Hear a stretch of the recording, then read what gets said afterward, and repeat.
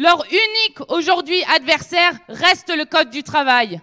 Et nous avons mené une bataille féroce au début du mandat parce qu'ils ont commencé par ça. Ils ont commencé par supprimer des critères de pénibilité, par supprimer les CHSCT. Et nous n'oublions pas ce qu'ils ont fait, y compris aux soignants. Et il y a les soignants de l'hôpital du Rouvray qui ont mené une lutte exemplaire.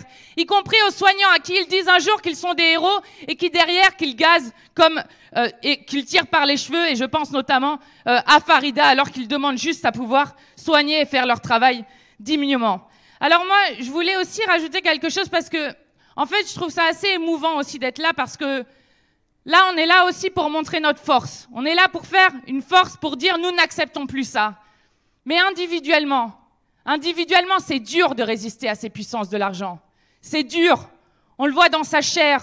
On le vit pour sa famille, on le vit pour ses proches, pour les camarades qui sont avec eux. Et cette dureté-là, elle rend d'autant plus importante la force qu'on a. Mais moi, j'aimerais aussi, et certains l'ont dit auprès de vous, tout à l'heure, je vais retourner à l'Assemblée pour défendre le service public forestier, qu'on pense à tous ceux qui craquent, tous ceux qui se suicident. L'ONF, c'est 50 suicides en quelques années, là, en 10 ans. Il y a des suicides, on en a parlé dans plein de services publics. Quand est-ce qu'on va arrêter d'accepter ça? Quand est-ce qu'on trouvera ça normal que dans notre République, des gens se suicident parce qu'ils veulent faire leur boulot correctement au service des autres? Et oui, nous avons de la force. Et il y a des victoires qui nous donnent de la force. Alors je pense notamment à la première victoire d'Anthony Smith. Et celle-ci, on doit l'acclamer haut et fort. Oui, ils viennent d'admettre que la sanction sur Anthony Smith était injustifiée. Leur recul, c'est pour montrer que cette sanction est injustifiée et il a réussi à faire démissionner quelqu'un au ministère du Travail et on ne va pas s'arrêter là. Mais je pense aussi à Saint-Étienne-du-Rouvray avec la grève de la faim terrible qui a été faite. Oui, ils ont eu des victoires. Oui, Gaël Tirante et les postiers ont obtenu une victoire après un rapport de force incroyable de 15 mois de grève.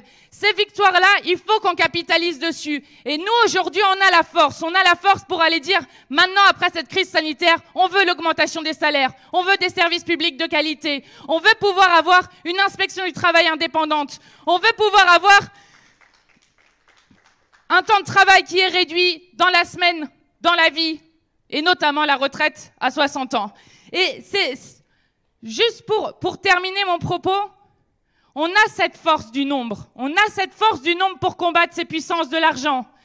Et on va les faire reculer pour finir ce monde de malheur. Et je voudrais terminer par des mots d'Aimé Césaire que j'aime beaucoup et qui, j'espère, nous donneront aussi la force d'aller tourner la page de ce monde absurde et qui disait « Nous ne laisserons pas le monde aux assassins d'aube.